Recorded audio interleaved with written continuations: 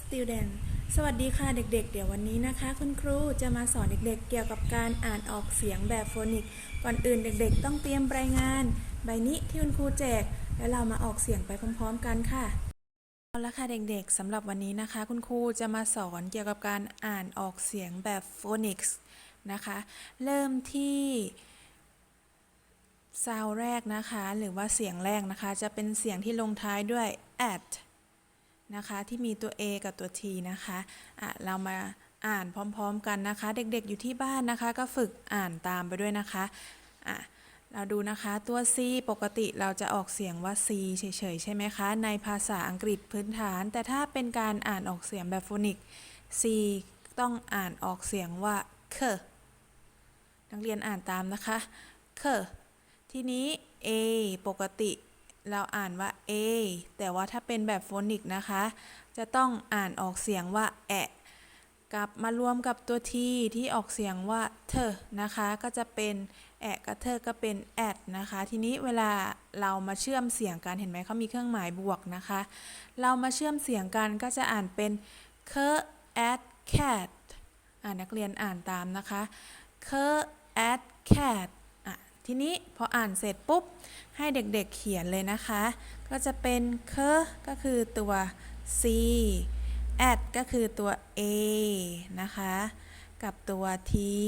เป็น cat อ่านตามเค at cat แล้วก็เขียนเป็นภาษาไทยด้วยว่าอ่านว่า cat เห็นไหมคะจะมีเสียงท้ายคำคือเสียงเธอหรือว่าเสียงตัว T นั่นเองต่อไปภาพที่2นะคะเป็นรูปภาพเสือนั่นเองนะคะ M อ่านออกเสียงว่า m บวกกับ at นะคะเป็น mat นะคะก็ต้องออกเป็น m at mat นะคะเราก็ใส่คำว่า at ลงไปด้วยเด็กๆลองอ่านออกเสียงพร้อมกันอีกทีนึง m at mat นะคะแล้วก็เขียน mแล้วก็ at เป็น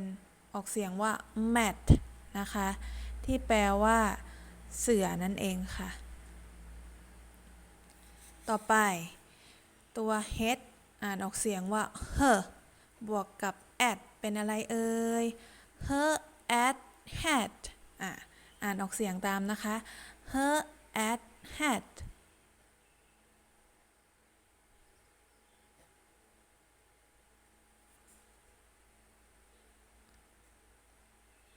แล้วเด็กๆก็เขียนตามนี้ตรงนี้ก็ต้องเขียนคำว่า hat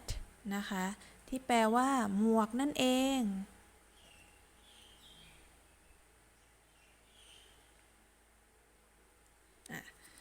ต่อไป at rat นะคะก็ใส่คำว่า at ลงมาก็เป็น at rat นะคะต่อไป บวกกับ at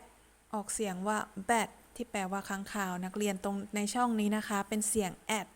นักเรียนก็ต้องเขียนเป็นคำอ่านด้วยพร้อมกับมาเขียนในช่องนี้เป็น at bat ที่แปลว่าค้างคาวทีนี้คุณครูจะมาสอนอ่านออกเสียงอีกครั้งหนึ่งนะคะมาเริ่มที่ตัวภาพแรกนะคะ at cat cat แมว at mat mat เสือ her at hat hat หมวก at rat rat หนู at bat bat ค้างคาวนักเรียนพอทำได้ไหมคะถ้าทำได้ก็อย่าลืมนะคะ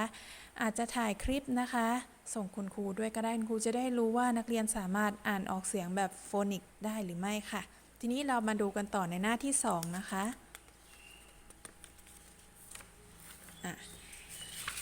หน้าที่2นะคะให้นักเรียนนะคะนำนะคะตัวอักษรนะคะในกรอบสี่เหลี่ยมก็คือตรงนี้มาเติมเมื่อกี้เราเรียนไปแล้วมีทั้งหมด5คำศัพท์ทีนี้ คำว่า rat นะคะที่แปลว่าหนูขึ้นต้นด้วย r ตรงกับตัวอะไรเอ่ย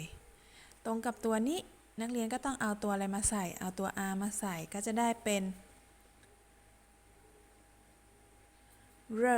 กับ at r at rat และด้านล่างนะคะให้เขียนคำแปลก็คือหนูนั่นเองอันนี้คุณครูจะลองทำให้ดูอีกหนึ่งข้อนะคะอันนี้เป็นรูปภาพอะไรคะรูปภาพหมวกนะคะและคำศัพท์คำไหนที่มันหายไปนะคุณครูใบ้ให้เป็นในโฟนิกอ่านเป็นอย่างนี้ค่ะอ่านออกเสียงว่าเฮนะคะก็คือตัวอะไรเอ่ยตัว h นะคะก็เป็น her at hat hat แปลว่าหมวกนั่นเองทีนี้เหลืออีก3ข้อให้เด็กๆทำเองนะคะพร้อมกับด้านล่างนะคะให้เด็กๆนำคำศัพท์ที่เด็กๆได้มาเขียนสมมุติคุณครูจะทำตัวอย่างให้ดูอย่างคำแรกเด็กๆก็คือคำว่า rat ที่แปลว่าหนูก็เขียนแบบนี้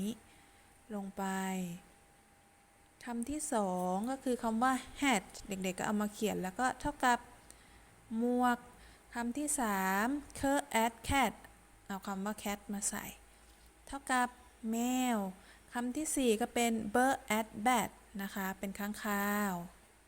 คำที่5คำสุดท้ายก็ mer at mat แล้วก็ใส่คำว่าเสือลงไปนะคะและหน้าสุดท้ายนะคะก็ให้เด็กๆนะคะ